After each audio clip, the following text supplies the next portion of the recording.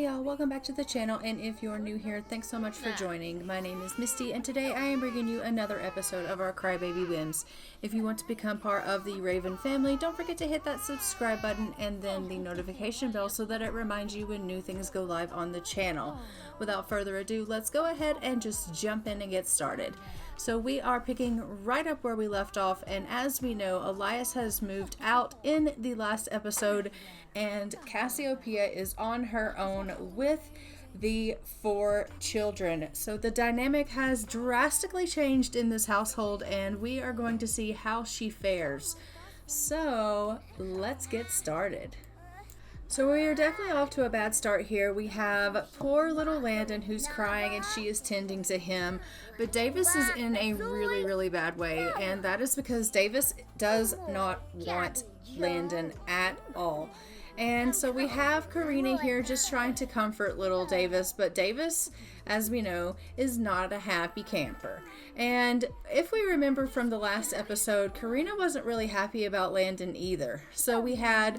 everyone in the house was unhappy that Landon was here.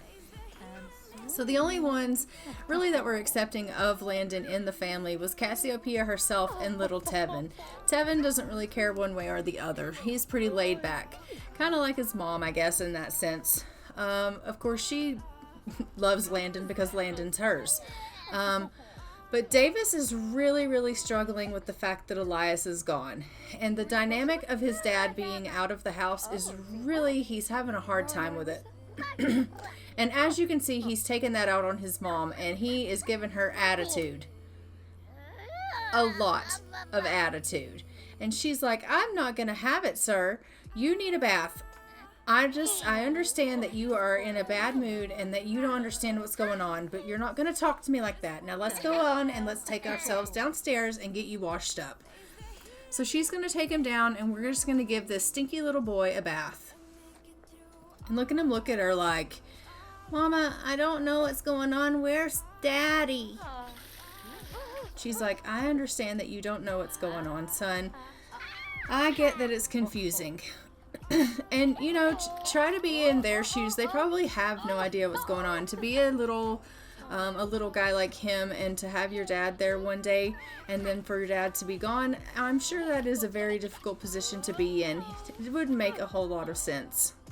Do you remember how we met? I was just thinking about it. So Elias is thinking about her, and he's still, reaching out. So that's good. At least he is not completely, chalking it up that, I guess there's nothing and no chance for them. There is still the possibility that these two could work things out.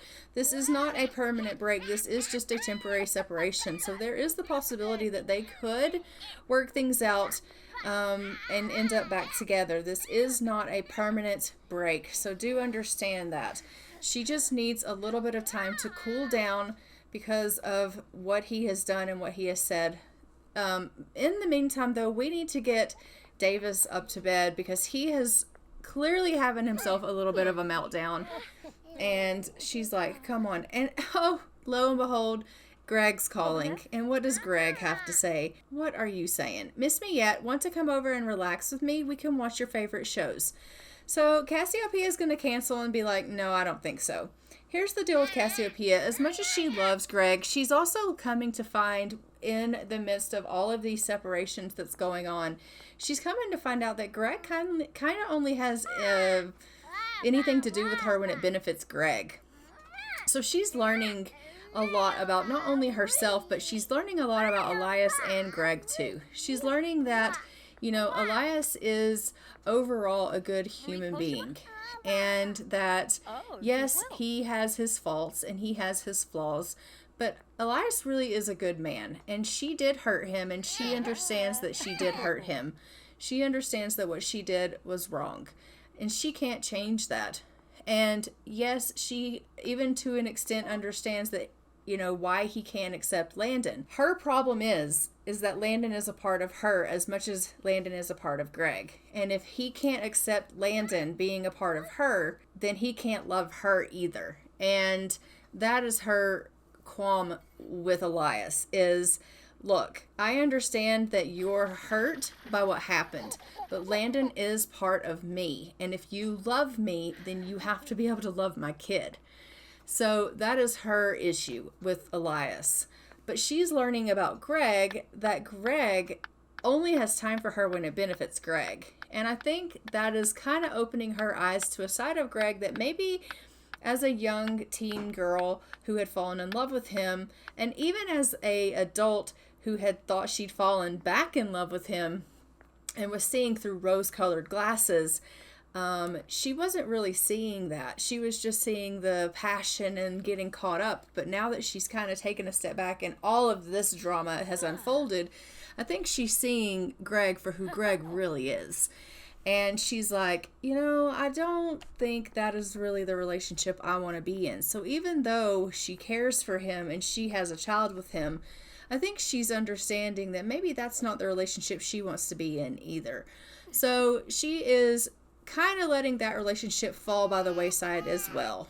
And she's thinking, maybe I just need to be Cassiopeia for a while.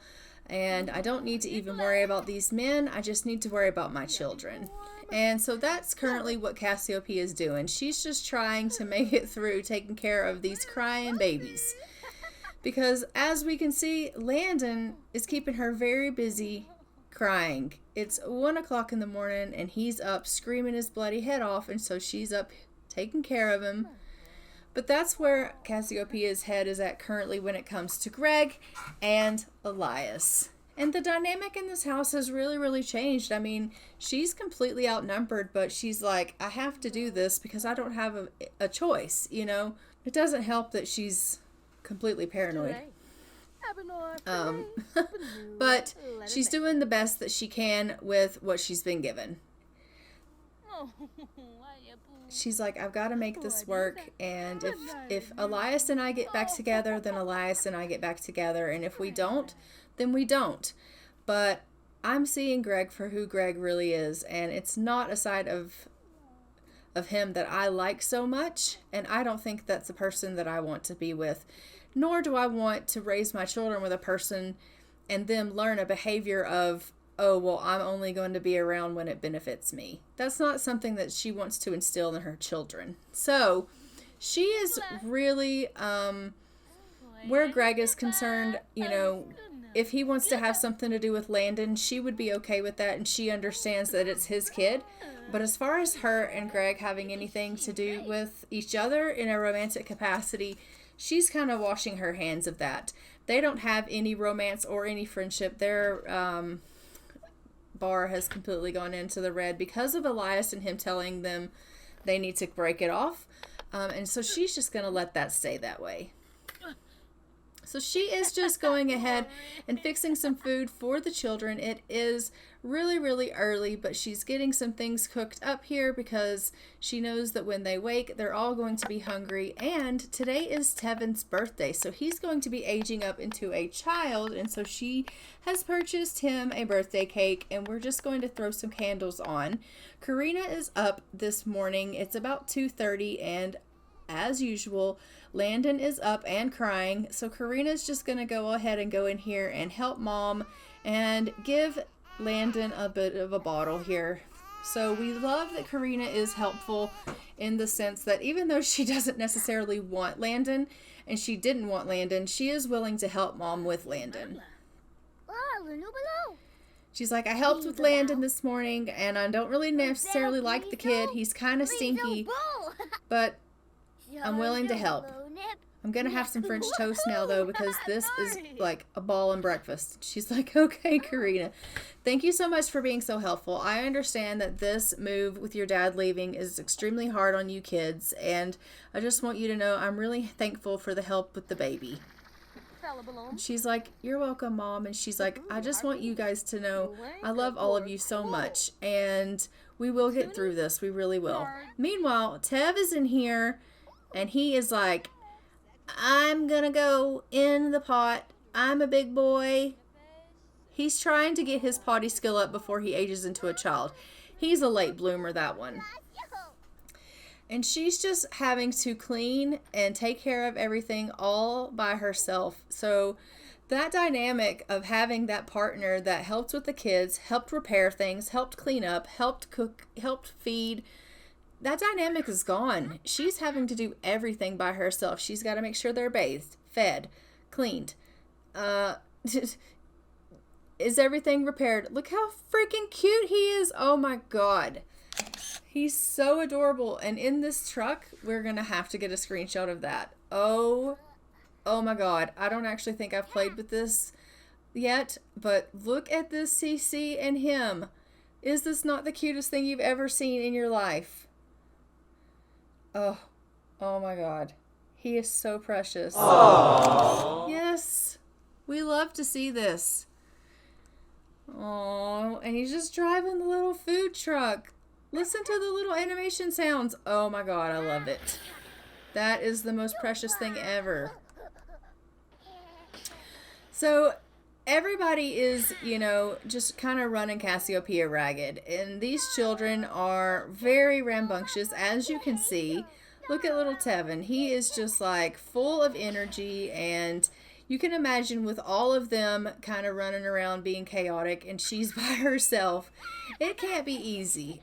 Especially when you've had someone like Elias who is very child-oriented and family-oriented, and, he wants to be there to take care of his kids, and he loved his family so much, and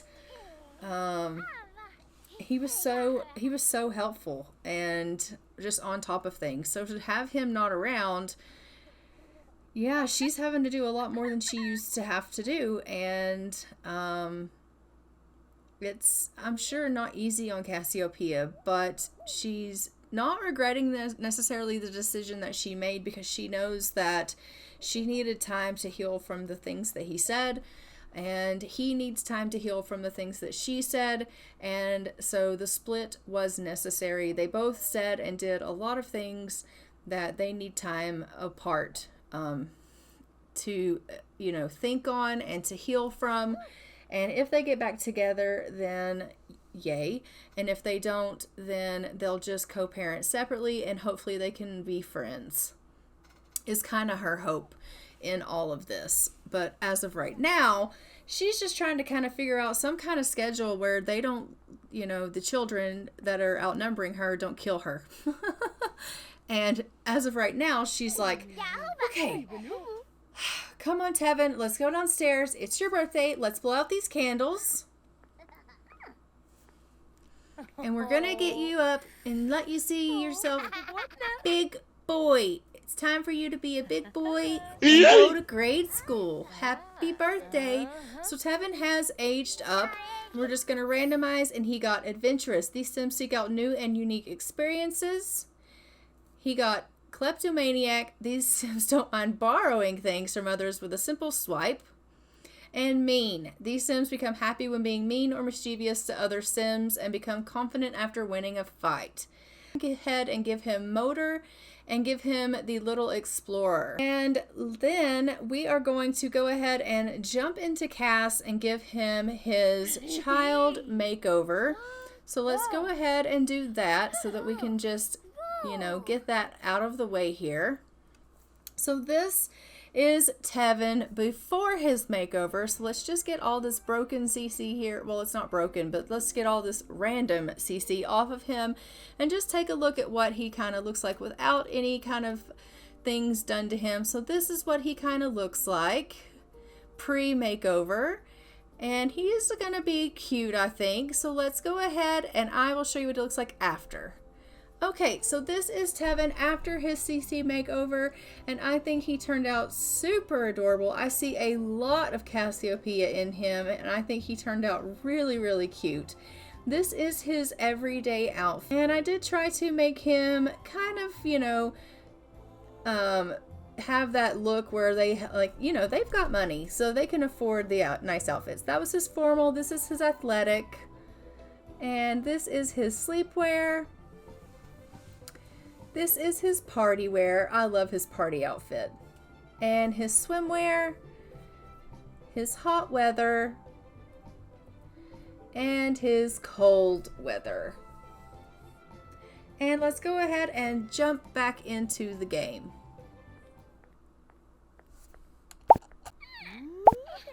So as you can see, Davis here is just really having a hard time. Like I said, he is struggling, really difficult struggling. He misses his dad, but also he is teething, and he is just constantly having meltdowns. He is really sad right now, and it is because he is teething. And we have a Landon upstairs who is crying from a dirty diaper. This is what I'm talking about. Cassiopeia is severely outnumbered. Tevin is straight away working on his homework, and Karina is already off to school. And she is just like, oh my gosh, okay, we've got Davis out of the high chair, but he is sad because of his teeth. I've got to change this dirty diaper. And she's just being run ragged. She's going to have to go downstairs and comfort little Davis because he is seriously having a meltdown. She's going to have to tell him, you're going to be okay, sweet boy. Everything's going to be all right. All right? I need you to stop crying. Everything's okay. This is about the time that, if Elias was here, he would be soothing Davis and making him feel okay, because that is really a role that Elias was seriously good at, was calming the children down and really comforting them and loving on them. He was really good, or still is really good at taking care of the children and making them feel comforted. And not that she isn't a nurturer, I think that she also is, but he was very close with his kids. And so she has comforted him, she soothed him, and now she's like, why don't we try talking and, can I get you to learn how to say mommy? And he's like, I want to say daddy. And she's like, let's say mommy. So she's trying to teach him how to say mommy. And so that's what they're currently working on. And she's like, come on, you can do it. Just say mommy. And he's like, I want to say daddy. It says, Karina is grabbing her lunch from her backpack when she notices something red inside. It's a note shaped like a heart with the words, you are cute, written on it, and nothing else. She thinks it might be the new boy. It's pretty easy for Karina to get the new boy alone since he doesn't have many friends, and he definitely wrote it since he blushes from head to high tops. So now what? She mumbles a thanks, and she keeps it a secret for now. So Karina has herself a little crush. That is super cute. So maybe something's going to come of that in the future. Who knows? But that's adorable. And they, as you can see, are still working hard at this, but it seems that the lesson to say mommy has now ended, and Davis is still seriously sad. That did not make Davis feel any better. And Diego is calling, asking if we want to come cloud gaze at the GeekCon. So she's going to actually go ahead and visit with Dad here at GeekCon. She just wants to actually come and tell her dad that her and Elias has separated. So she figures now's as good a time as any. So she's going to come and she's going to say, hey, Dad, I heard that you and Penelope were kind of having some odds, like you were at odds. Is something going on? And he's going to be like, you know that me and Penelope have always had a bit of a strained relationship. You and I were always a little bit closer. And she's like, I know that, Dad, but I need you and Penelope to get in a better way, because me and Penelope are also on the outs right now, and it'd probably be nice if you and her were able to talk. And he's like, you know what, you're right, I'll go ahead and talk to her the next chance I get. And she's like, okay, that's great. And she's like, I really enjoy spending time with you, Dad, and I appreciate that you're here for me, and, there's some things that I need to talk to you about. And she's just showing him, like, there's some plans that I need to go over with you as far as love advice and parenting plans and things like that. And he's like, honey, what are you talking about? And she's going to tell him, well, Elias and I have been having some trouble, Dad, and we're actually going through a temporary separation, and I don't know what the best thing to do is with the kids. Like, I know that they need to have him in their lives, but, I don't know what the best plan is for us to do as far as visitation and things like that. And I figured I would ask you because I trust what you're going to say.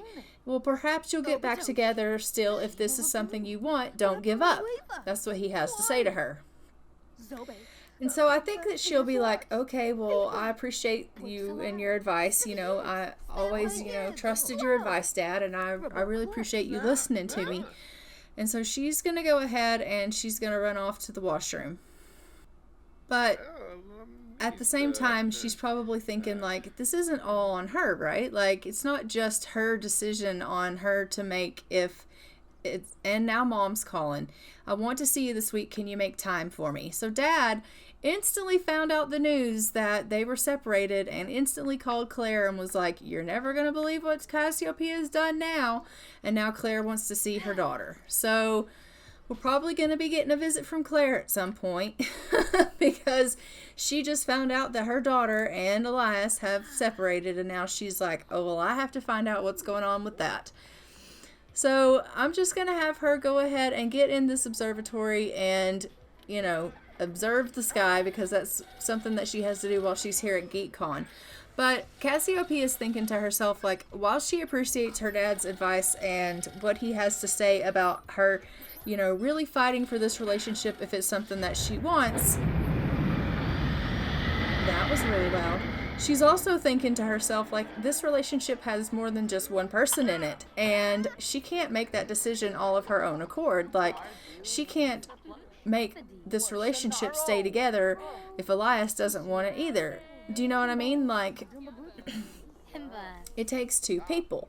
And so she doesn't necessarily know if this is something that Elias wants to work for.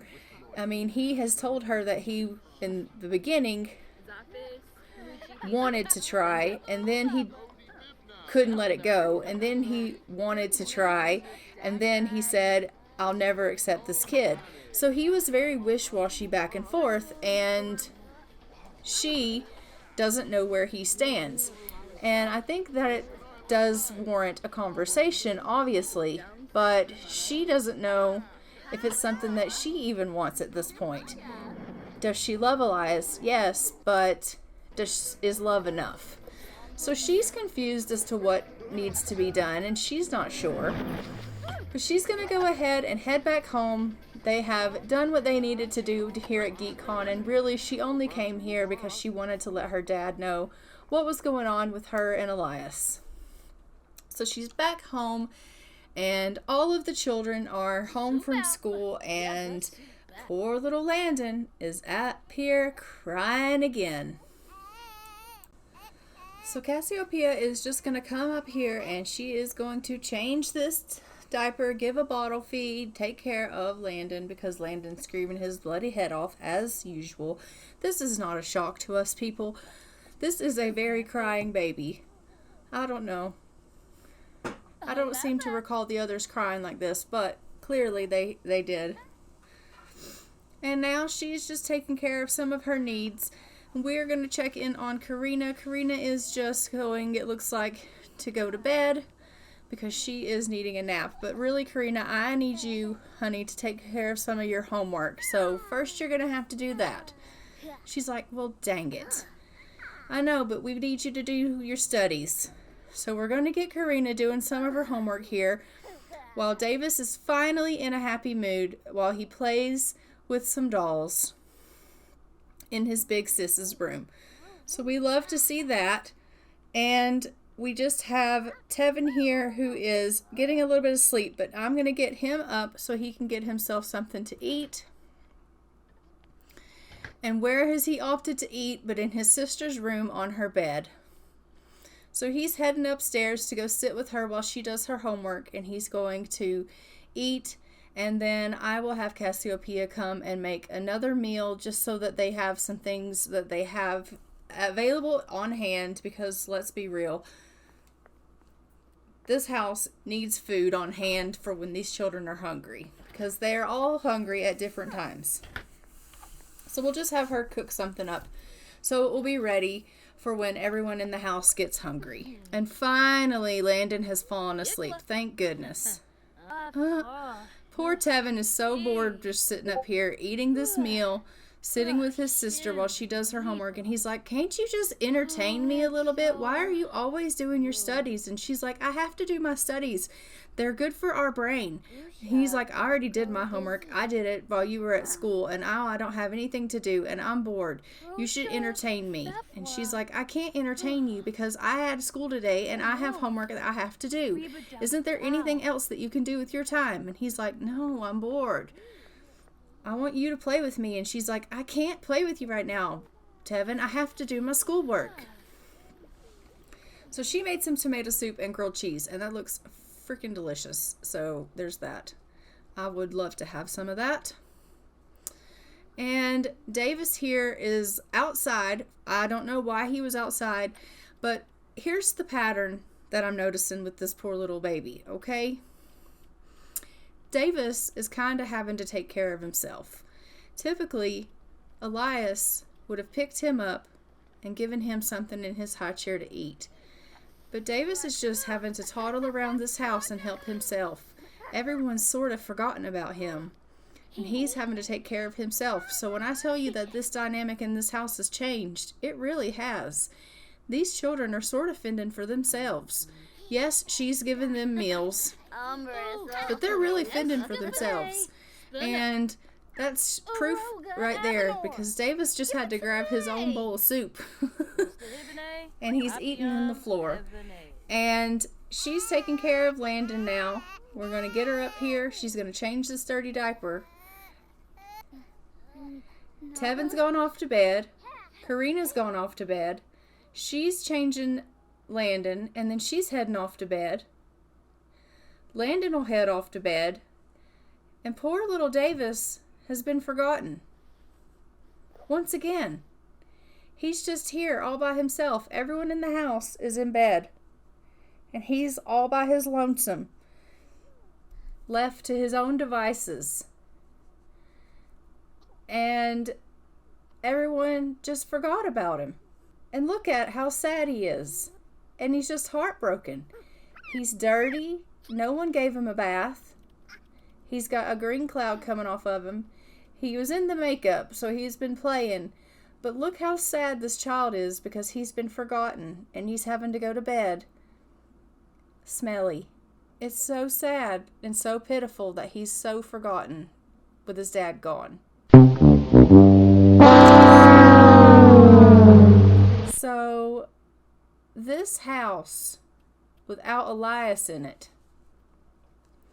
is really becoming a house of shambles and chaos. And even though, Cassiopeia is trying her best, it's just not working out. It's just not going as smoothly as it used to. This home used to run like a well-oiled machine, and now it's just not. She is literally run ragged, and they just aren't. They're just not getting that same level of care that they were getting when they had two sufficient parents in the home. There's just not enough of her to go around, so to speak. And between her trying to take care of all of the children and herself, it's just not possible. I mean, she's hungry. She's got to use the bathroom. But she's got a baby that's constantly crying around the clock. She's got toddlers that need her care. And she just can't do it all. She just can't. As much as she's trying. And we got to give her credit for trying, but she's like, hi, sweet Landon. And once again, she's got to also go behind every single one of these children that have left things lying around. And she has to clean up after them because they are just leaving things lying. Nobody put the food away. It's sat out all night long, so she's got to do that. And then she goes into the bathroom, and lo and behold, there are puddles everywhere. There's trash in the floor. So she's just like, oh my gosh, I literally can't catch a break. If it's not the dirty diapers and the bottles, me needing to, cook, me needing to clean, I've got to repair things. the children need change. The diapers need change. The children need bathed. Like, now I've got to mop everything. Davis is green. Like, oh my gosh. And, oh, there goes Landon crying again. We need to change his diaper. And this is her life. So, I don't know, guys. I don't know if Cassiopeia is ready for this dynamic change. I don't know if she thought it was going to be like this, but this now is what her life is looking like.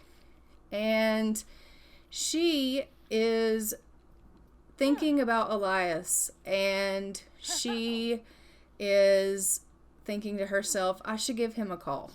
I think that I should reach out to him and just see how he's doing. And so she's going to call Elias, and she's going to just have a little chat with him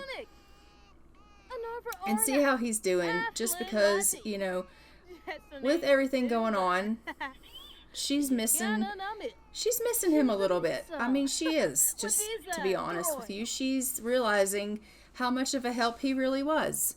So she's going to give him a phone call. So she called Elias. They had a little bit of a chat. And now she's just continuing on taking care of Davis, and she is taking care of Landon, and she is just reminiscing on the phone call that she had with Elias. The two big kids are obviously at school. She's recently bought herself a nice little lottery ticket. As you can see, Davis is having himself a little bit of a meltdown. So is Landon. They are both in a very, very bad way. She is having a really tough time with the babies today. They are both really giving her a bit of hell, okay? She is having a tough time. Davis is pissed. He's hungry. She's going to give him a little bit of food. I'm pretty certain Landon is also hungry, which is why he's screaming his bloody head off, and she's thinking, honestly, I don't even know how I'm doing this anymore. I don't know what is going on anymore or how I'm doing this. Like, this is ridiculous. Look how mad he is. But I think I am actually going to go ahead and leave this episode here, guys. Don't forget to like, comment, and subscribe. Hit the notification bell so you are notified when another episode goes live. Let me know what you think of this episode and what you think of Cassiopeia on her own. Is she going to be able to take care of these kids like this? Do you think her and Elias are going to be able to work things out? Do you think that she's going to be wanting to give him another shot? Do you think Elias is going to want to give her another shot? Is that something that you think they're going to be willing to try and do? I don't know. Maybe they will try to work things out, or maybe she will just want to push on and continue on with this single life and just co-parent. I don't really know. Let me know what you guys think in the comments below. But until then, I am going to go ahead and fly for now. Bye, Ravens.